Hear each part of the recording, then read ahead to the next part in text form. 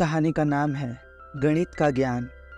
एक बार सिकंदरिया के राजा टॉलमी को गणित सीखने का जोश सवार हुआ। इसके लिए उन्होंने गुरु की खोज शुरू की। उन्हें पता चला कि यूक्लिड महान गणितज्ञ है। उन्होंने उनसे गणित की शिक्षा लेने की सोची। यूक्लिड को राज दरबार में बुलाया गया। यूक्लिड ने राजा को गणित पढ़ाने के लिए स्वीकार कर लिया।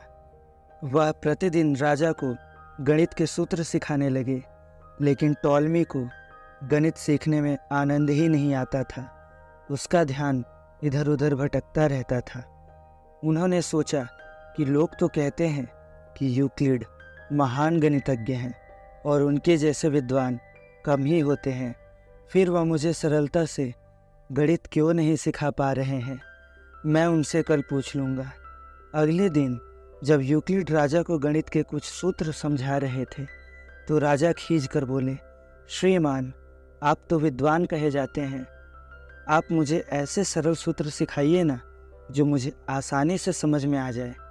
अभी तक मुझे तो गणित का एक शब्द भी सही से समझ में नहीं आया है। ऐसे में मैं भला गणित का विद्वान कैसे बन सकता हूँ। राजा की बात सुनकर यूक्लिड मुस्कुरा कर बोले, राजन, मैं तो आपको सहज और सरल सूत्र ही सिखा रहा हूँ।